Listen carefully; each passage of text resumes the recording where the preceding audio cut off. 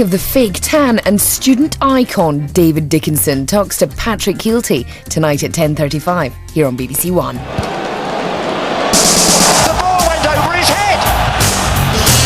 Oh dear. Problems there. Hey, look at that! Have you ever seen anything like that? Oh. Oh! And here comes Hurt. He's got some people on the pitch. They think it's all over. It is now.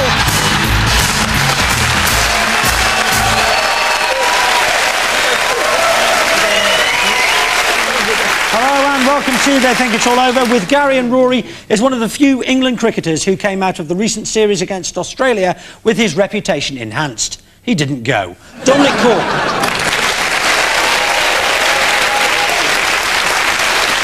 With David and Jonathan is the world freediving record holder who can hold her breath longer than anyone else on earth, apart from Ali McCoist in a wardrobe. Tanya Streeter.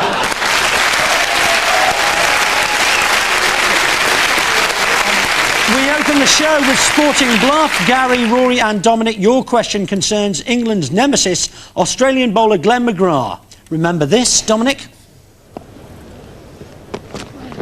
Another one. A real nothing stroke from Dominic Cork and an everything morning for Australia. Now, Glenn McGrath's superhuman efforts this winter weren't restricted to the cricket field. After the recent third Ashes test, what else did McGrath do? Glenn McGrath rescued Richie Benaud when he got into difficulty swimming.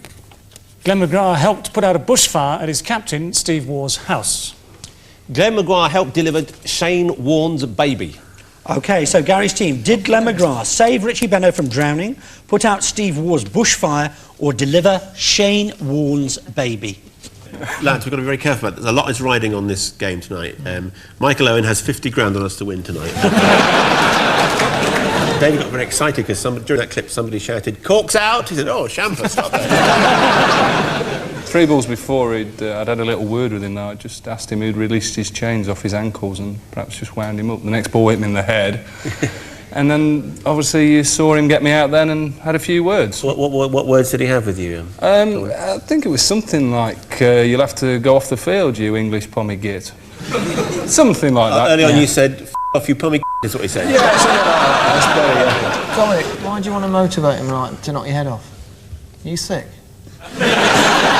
He's not a footballer. He's not a footballer, Gary. He's a cricketer.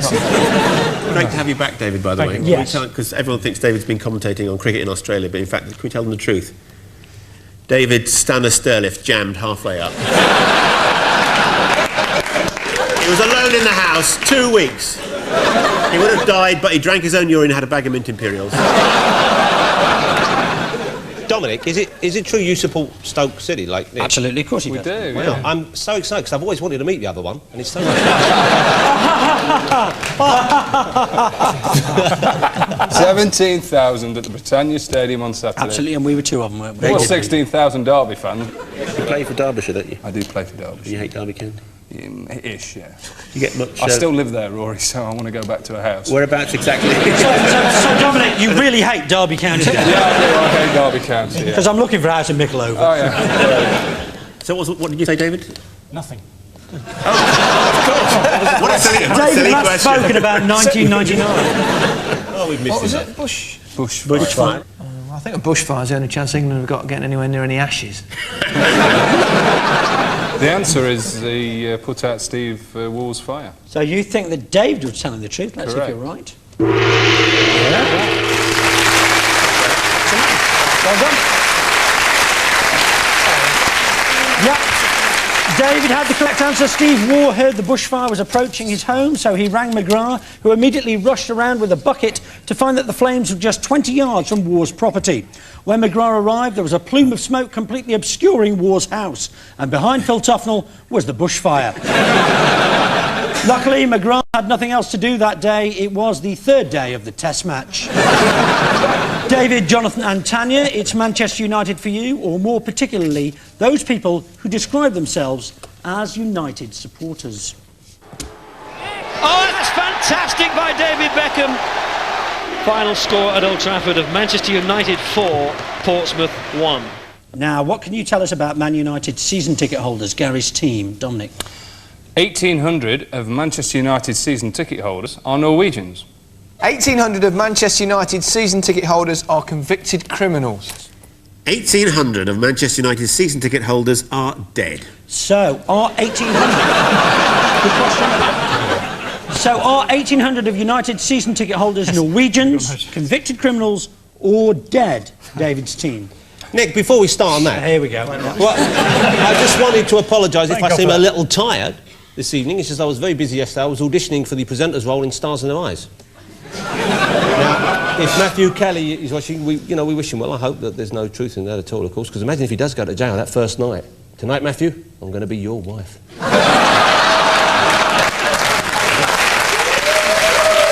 The other way round. Can I do that again? Tonight, Matthew, you're going to be my wife. Yeah. But actually, I have been in high-level talks with Greg Dyke about how the BBC can win back the big Saturday night viewers from ITV, and we've just decided to carry on tipping off the police. Because we get... Tanya, may I welcome you to the show properly? Woo. I believe you went to a very posh school. I did. You know, it's so nice to have a well-bred young lady on the show. Can you pronounce the name of her school, though? Rodin. No, he can't. No, I said, can you pronounce the name of her school? Well, keep doing that, I like that. Go on. I'm so very nearly there. You see, already she's gagging for it. For once, I'm not making the first move. So freediving involves what? What is this sport? Breath hold. You hold your breath.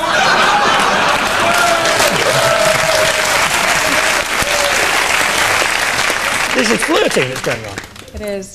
It's quite fun being in the middle, actually. The terrible thing is... Oh, yeah.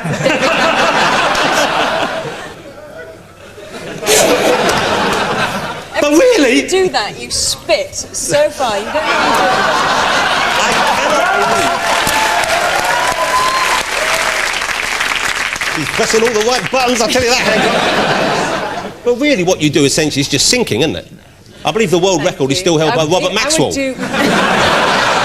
he's got to surface one of these days, hasn't he?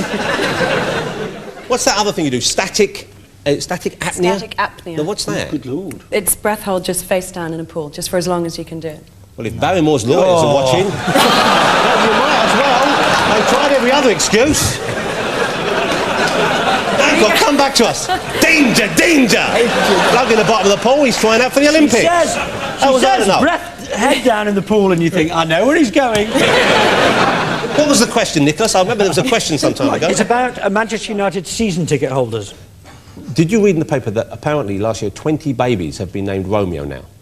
And Chardonnay, that's a very popular name now, as a result of that footballer's wives thing. And I don't know if this is true, but apparently the character's called Chardonnay because that was the drink her mother was drinking when she was conceived. Which reminds me, Rory, how's little baby Rohypnol coming along? I'll tell you what. I'll tell you what, she's a very good sleeper. 1,800 dead Norwegian, or what was the other one? Well, dead Norwegian criminals. It could be all three. It could be dead Norwegian. I would have thought dead. Yeah. I'll tell you for why. Should we make it? No, I'll tell you for why, because you can do that. That's how I can keep claiming social security. So you think that Rory was telling the truth? Let's see if you're right. Yes. Yep. Yes, Rory had it right. Manchester United recently made the strange discovery that 1,800 of their season ticket holders have pegged it. Their families had kept the fact hidden for fear of losing valuable seats. Manchester United took immediate action by mass-producing a special Man United coffin at just £1,999. West Ham have a similar number of dead season ticket holders, although, to be fair, they're mostly suicides. And at the end of that round, David's team had 3 points, and Gary's team had 3 points.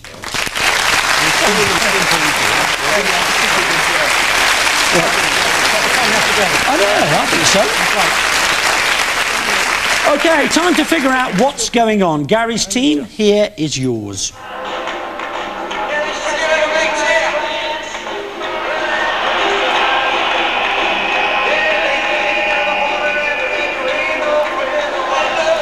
So what was happening there, Gary's team? Is that a Jonathan's family get-together? Yeah, that's Stoke City. It certainly is.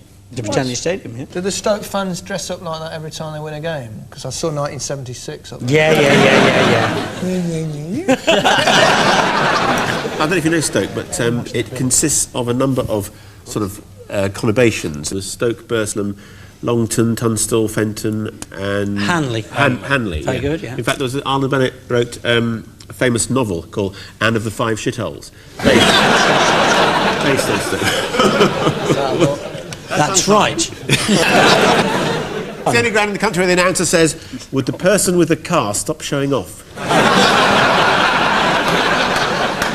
So can you do an Elvis impression? No, certainly can't. The only one I do is Vindaloo, and that was last Saturday, completely out of my face on Budweiser.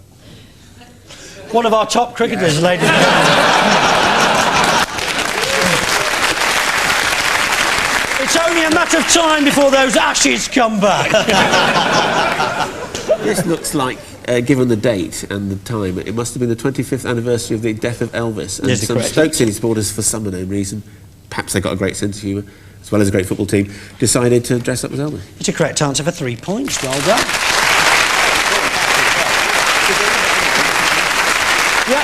That was a group of Stoke City fans parading at the home of football, the Britannia Stadium, as part of their tradition of dressing up as famous people. One of those Stoke fans, dressed as Elvis, competed in the annual mascot race, where he was beaten by a pantomime horse, or Emil Heskey, as he's sometimes known.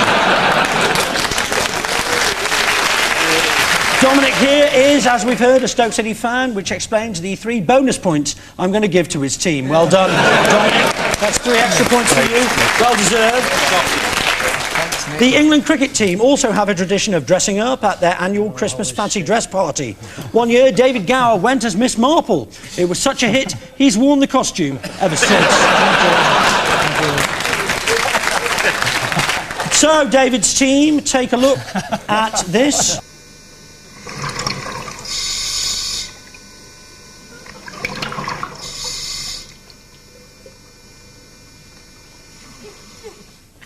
So what David's team was going on there? Someone's been weeing in the pool, I think, haven't they? Was it Jacques Cousteau's Paperboy? I like that! Do you think that's someone from one of those triathletes and they've forgotten they're meant to ride the bike on land and swim? They must be strong. Don't you think they must be strong? What, me? It's a very simple question, David. Just nod. Alzheimer's can be a terrible thing.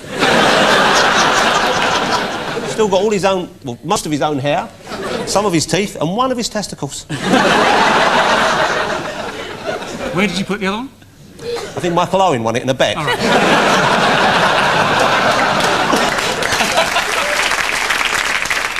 I think it's, I'm going to hazard this, the Underwater Cycling Championship, the British Underwater Cycling Champion, All England, the All England Underwater Cycling, the European, we'll give you 3 world. points for that. Thank you.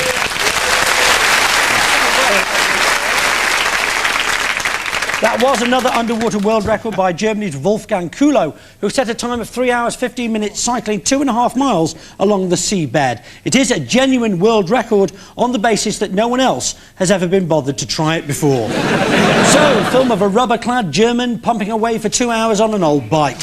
How disappointed was Rory when he got that home from Blockbusters? Marine scientists especially adapted that bicycle to make sure it didn't rise to the surface. The process involved attaching a stupid German to it. And at the end of that round, David's team have 6 points and Gary's team have 9.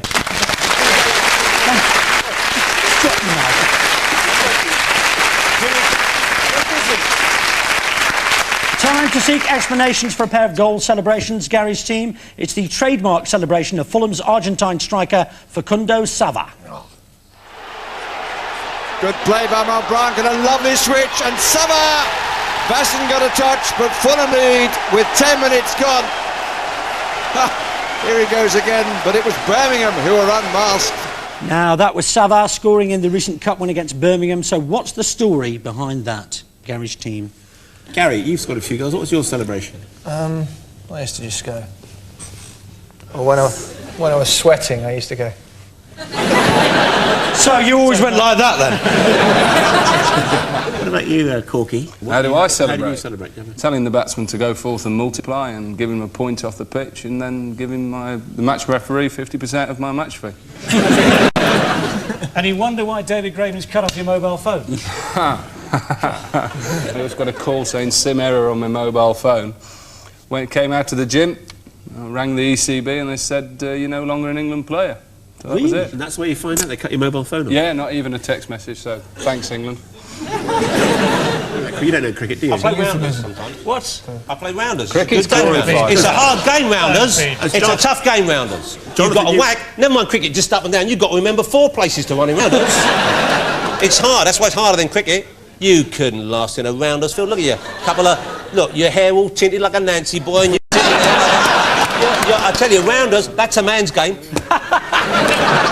In my spare time, I happen to be the coach of the Rodine Rounders team. It's kind of an unofficial position at the moment, and they've got a restraining order, but as soon as I get... So anyway, this mask business, Sabah. I was thinking, at his previous club, he got the nickname of a Wolfman, or self-styled himself Wolfman. This is suspicious, Nicholas. It is a bit, isn't it? And he wore that mask as it's the mask of Zorro, not understanding that Zorro is in fact Spanish for fox and not wolf. I'm not going to give you that, no. Contrary to reports, it has nothing at all to do with Zorro. The team he played for in Argentina were nicknamed the Wolves, and after he scored, one of the fans threw him a Wolfman mask. After that, the fans started sending him different masks, which he keeps in his sock and puts on every time he scores. Facundo Sava isn't the only sportsman to keep a surprise tucked into his sock. Linford Christie used to have one as well. Football does have a history of players wearing masks. There was Paul Gascoigne's protective mask, Trevor Sinclair's recent effort, and here's the grotesque gargoyle mask worn by Luke Chadwick. Oh no, sorry, that's his face. David's team, it's one of 2 non-league teams through to the FA Cup 4th round, Dagenham and Redbridge for you. Second chance for McGrath to get a decent ball in, and he does! And Paul Terry, 13th minute, unlucky for Plymouth. Dagenham take the lead. And a special celebration ensues, and you tell me what all this is about. So that was Paul Terry, brother of Chelsea's John, scoring for Dagenham and Redbridge against Plymouth in the last round. But what was that celebration all about, David's team? I read, Tanya, my little petty shoot. I read once you said, because of the diving, I imagine, that you wanted to know what it was like to be a fish. Is this correct? You can't believe everything you read, perhaps. Is this going somewhere? No, it's just I'm warning you now that when I told Rory this, he said he was going to cover you with batter after the show. Now, you want to watch out. Dominic's looking at me with a mixture of pity and fear. He's not on his own there. Now I know John Leslie feels on a date. He's a big fella. They've got a metal detector, they're looking for something. Cars, they're looking for an old car that's been buried because they're... For a Ford Anglia from 1973. You don't know, do you? A metal football that was used in primitive times. No, do you?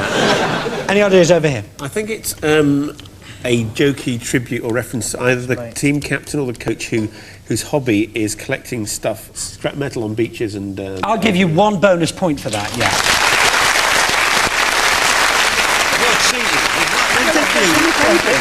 It was all about the fascinating hobby of one of the players. Here's Paul Terry to explain.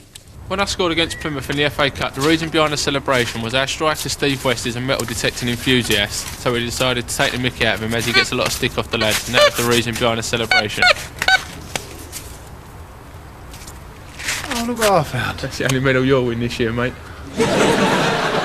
Steve West spends his Saturday nights metal detecting. He's found Roman rings, ancient coins and a 4,000-year-old spearhead.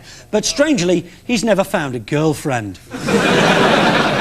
And at the end of that round, David's team have 6 points and Gary's team have 10.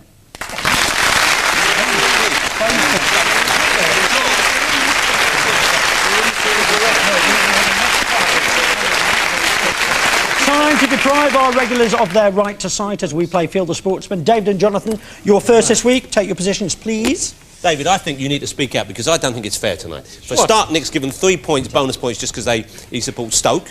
And then Rory clearly cheating. It was in the papers. You are such a hairy, bald-faced cheat. You're like it's like an orangutan sitting there cheating in front of me, David Attenborough. You're watching the FA Cup, Jonathan. I'm near the cheating monkey now. And I can see he has bribed someone for the answer. Come on, blindfolds on. David, don't tuck your shirt in your jeans. You look like a pensioner. I told you. It looks like a pensioner.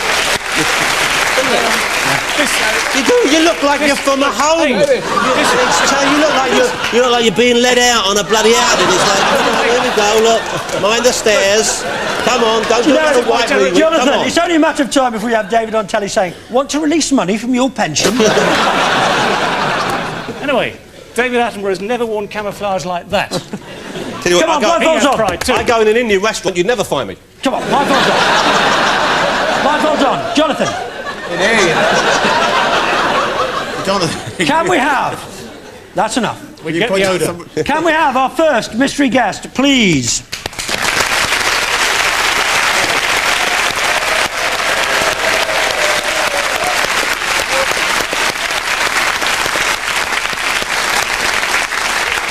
OK, and your time starts now.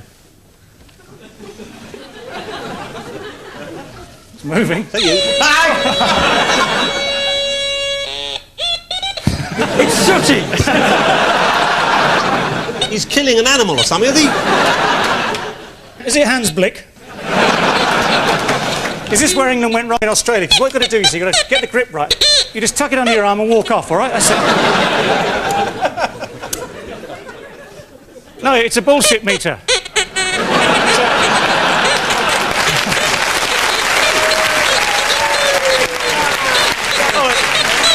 Hang on. Danger, danger! Come on, your time's running out. I think it's got to be Dagenham. It's been set up by my pacemaker. 3 points, well done. Dagenham boys, well done.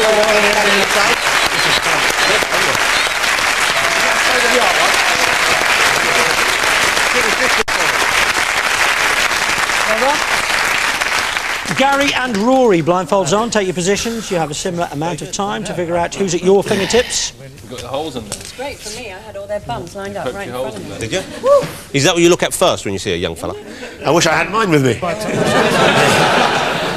blancmange over there, that one. From the look of things, 3 cheeks. And man breasts.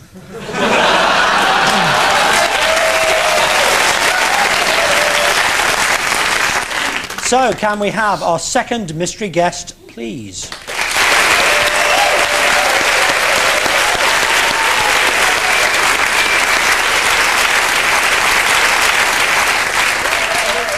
OK, and your time starts now. Well, a great round of applause, so it's not Lee Bowyer, we know that.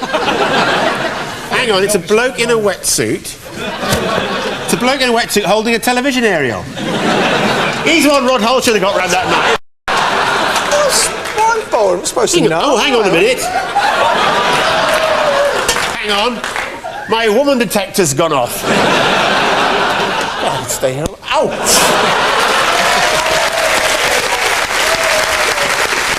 What is this? Where are you, Gary? It's a swing. That's typical. Rory's getting the feel and Gary thinks, no, it's a swing. God. It's a woman on a pole!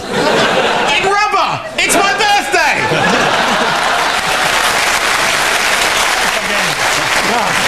Fantastic! I know this. It's Tanya, isn't it? Is it Tanya? It is indeed Tanya Streeter, well done!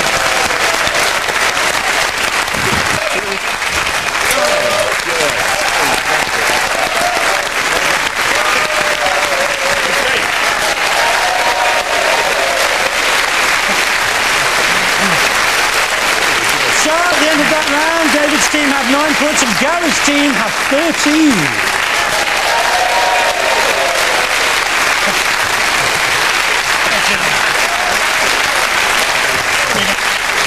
We end it all by playing the name game. The team in the league goes first, which is Gary's team, actually, this time. OK, 90 seconds. And your time starts now. Whoa! Same name as me, a cricketer. McGrath, Glenn McGrath. Very good indeed. Wears a mask, plays at Fulham. Sava, Facunda Sava. Very good. This is a one-day batsman. When you steal something, colloquially, you... Pinch. Nick it. Nick. It's not very good, yeah. You know when you were feeling Tanya, you felt a bit... Bottom. Aroused. No. More sort of horny. Sore. Horny. No, Horny. Horny. Randy. Yeah, and an animal that goes quack, quack, quack, quack. Duck. Yeah. Randy Duck. Very good indeed. Chelsea player, used to play for Holland, same name as you and Churchill, actually. Dirk. Winston Bogart. Very good indeed. Second name, what you've got inside... Well, not what you've got inside your head. What most people have inside their head. Brain. And his first name, an anagram of brain. Rainb. Brian Brain, thank you very much. This is a Belgian tennis player and a girlfriend of Leighton Hewitt. Second name sounds like that part of the church which has a vaulted, covered... You know, no, it's not worth it, is it? It rhymes with Kim Clijsters. Oh, no, you know, if you're very clever, you've got a big... What's it called? Brain. You're called... A rain. No. If you're very... Brainy, but if you're Australian, you're not brainy, you're brainy, mate. Briny. Yeah, it's Briny. a golfer.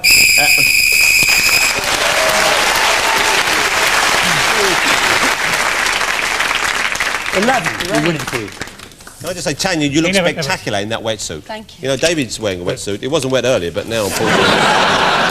And the time starts now. OK, first name, this football team, the Orient, something Orient. Leighton. Second name, he's a world tennis player. Second name is like, you know that. OK. This is a crazy German bloke. We saw him underwater early on. First name, it's the first part of his first name. It's like a fox, but it isn't a fox. It's a wolf. Second name is Wolfgang. You Wanna Be in My Gang. Thank you. Okay. Shouldn't really sing that anymore, should you? And the There you go. Thank you. All right. This is the Italian men's world freediving record holder. First name is Italian for Albert.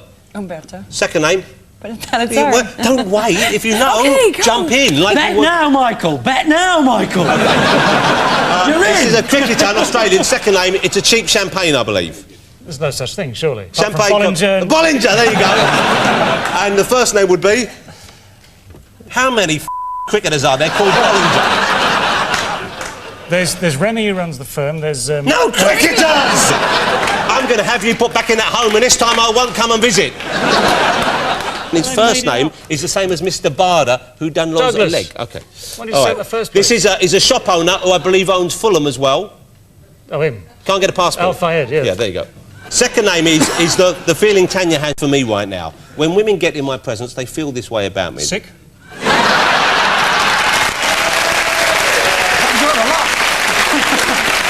See? Rattling around here somewhere, there's still a brain. All right, first name is, you would say, if you're an American, you'd say Keanu Reeves, say, yeah, but seriously.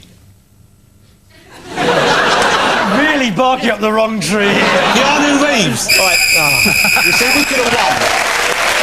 We pulled together as a team. Dude, love, seriously, dude. So, at the end of all that, David's team had 14, but this week's winner is Gary's team with 19.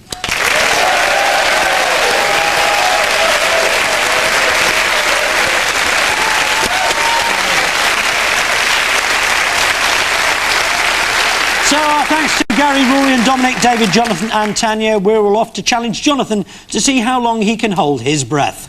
My name's Nick Hancock. I think it's all over. It is now.